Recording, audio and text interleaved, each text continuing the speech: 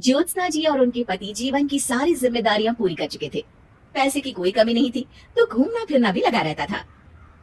अरे बेटी के घर जाकर तो मजा ही आ गया, लेकिन विदेश से अच्छा तो देश ही लगता है। अब मन को चैन मिला। अरे लेकिन वहाँ की औरतें देखिए, कितनी फिट, स्मार्ट और चमकती हुई। आदत से तो बाज नहीं आओगे आप। अरे मजाक कर रहा हूँ यार। अच्छा मैं जरा बाजार होकर आता हूँ।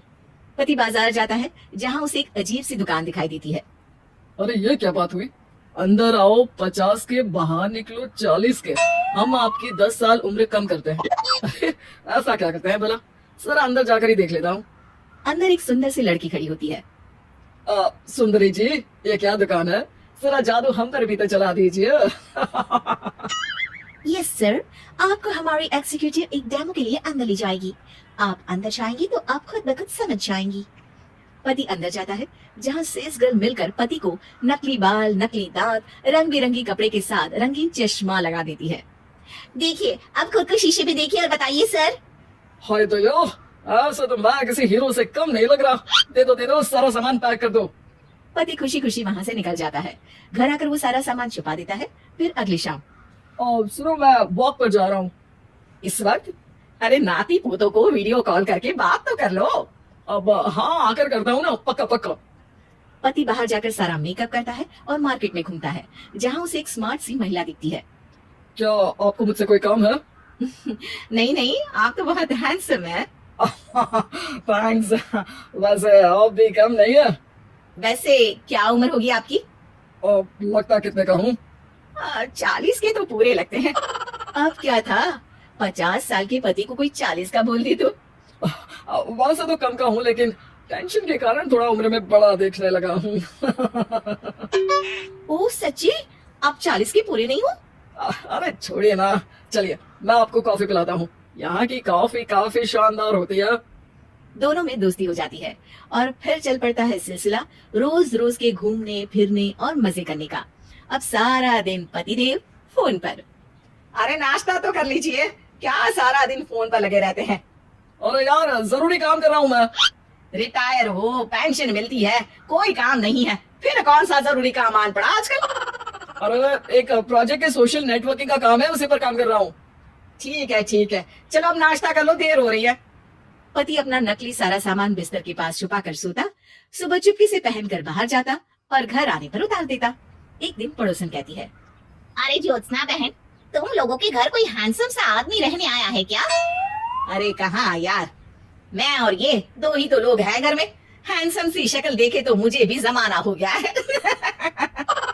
अरे पता नहीं, वो जाता तो तुम्हारे ही घर में है, क्या पता कौन होगा।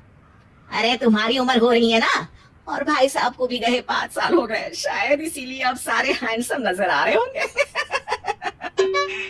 पड़ोसन भी ज्योत्सना की बात पर मुस्कुराकर वहाँ से चली जाती है। एक दिन, अरे सुनो जी, बहू बेटा और पोता आ रहे हैं, कुछ दिनों के लिए वो हमारे साथ ही रहेंगे। अरे शिट यार, ये क्या है? बेटे ने तो कर ली शादी, अब क्या करने आ रहा है यहाँ पर? अरे कैसी बात कर रहे हो जी, इस उम्र में तो माता पिता तरसते हैं कि बच्चे आखिर साथ रहे, लेकिन आप है कि। अरे ठीक है ना, लेकिन अब देखो सभी व्यस्त है अपनी जिंदगी में। ये लोग आएंगे रहेंगे, कितनी डिस्टर्ब हो जाएगी लाइफ। कैसी बात कर रहे हो? अरे जैसे बहुत हैपनिंग है ना तुम्हारी लाइफ, तो जो बच्चों के आने से डिस्टर्ब हो जाएगी। अरे दिन काटने मुश्किल होते हैं, बच्चे आ जाएंगे तो थोड़ा दिन रात पता तो चलेगा। ओह ठीक है, लेकिन बोल देना कि ना कोई मेरे कमरे में आए, ना मेरी लाइफ में दखल दे कि मैं कहाँ जा रहा हूँ, क्या कर रहा हूँ, समझे? खैर, वो दिन भी आ जाता है जब बहू बेटा और पोता उन लोगों के घर आते हैं। एक दिन, माँ जी आज मेड नहीं आई है तो मैं आप लोगों के कमरे में झाड़ू लगा देती हूँ। अरे नहीं बहू, वो तेरे पापा को ना पसंद नहीं है कि कोई उनके कमरे में जाए, तू छोड़ ना, मैं खुद ही लगा दूंगी। सास को समझ में नहीं आता कि आखिर उसके पति ने किसी को कमरे में जाने से मना क्यों कर रखा है। खैर, वो साफ सफाई करके बाहर निकल आती है, लेकिन कहते हैं ना, बच्चा तो अबोध होता है, उसे किसी बात का क्या पता। वो खेलते खेलते दादा के बिस्तर तक पहुंच जाता है और बाहर ले आता है दादा का वो सारा सामान जो वो लगाकर घूमते थे। ज्योत्सना की नजर उस सामान पर पड़ती है, वो बच्चे से पकड़कर कमरे में लाती है और पैकेट खोलकर देखती है। हाय रे दैया, ये क्या? लग रहा है कि आजकल ये प्रोजेक्ट नया मिला हुआ है। बेटी बहू के जाने के बाद ज्योत्सना सोचती है कि वो बात करेगी, लेकिन फिर अरे खुद से बात करूंगी तो मुकर जाएंगे, पता लगाना होगा कि माजरा क्या है। कुछ दिनों बाद, अरे यार, ये बच्चे लोगों के आने से लाइफ ना बड़ी डिस्टर्ब सी रही। मैं कुछ देर के लिए वॉक पर जा रहा हूँ, आराम से आऊंगा 2-4 घंटों के बाद, ठीक है? मैं क्या सोच रही हूँ कि मैं भी आपके साथ चलती हूँ। अरे थोड़ा रिलैक्स मैं भी तो हो जाऊं।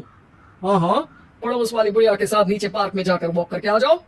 अच्छा जी, तुम कार से लॉन्ग ड्राइव के मजे लो और मैं पड़ोस की बुढ़िया के साथ। पति नहीं मानता और अपना पैकेट और कार लेकर निकल जाता है। रास्ते से वो उस महिला मित्र को फोन करता है। हाय ब्यूटीफुल, मैं कुछ दिनों के लिए आउट ऑफ कंट्री था, आज आ गया तो सोचा तुमसे मिल लूं। हाँ हाँ क्यों नहीं, क्लब में आ जाओ। पति क्लब में पहुंचता है, सारा नकली सामान चिपका भी लेता है, लेकिन उसे पता नहीं होता कि ज्योत्सना ने सबका गोंद निकाल दिया है। ओ बेबी, मैंने आपको बहुत मिस किया। मैंने भी। लेकिन वो जैसे ही हंसता है उसके नकली बाल गिरकर हाथ में आ जाते हैं, जिससे उसका सर गंजा दिखता है। ओ ये क्या! तभी उसका दांत भी हाथ में आ जाता है और ज्योत्सना के पति का सारा बुढ़ापा उसकी दोस्त के सामने आ जाता है। हे भगवान, अंकल जी कौन है आप? कैसी बात कर रही हो अंकल, मैं तो तुम्हारा दोस्त हूँ। अरे पर हो तो अंकल ही ना। नकली दांत, नकली बाल और क्या क्या नकली है। पति को गुस्सा आ जाता है, वो महिला के बाल पकड़कर खींचता है, जिसके बाद उसका बाल भी उसके हाथ में आ जाता है और महिला के सारे पके बाल सामने आ जाते हैं। ओह, तो तुम भी उसी दुकान से हो? जाओ 50 की निकलो 40 के। हाँ, बढ़िया आई मुझे अंकल कहने वाली। लेकिन ये समझ में नहीं आ रहा कि मेरे बाल और दांत बाहर कैसे आ गए। तभी वहां ज्योत्सना आ जाती है। जी, मेरी वजह से। चलिए इन आंटी जी को नमस्ते कहिए, फिर घर चलते हैं और वहां मैं बनाऊंगी आपको 40 का।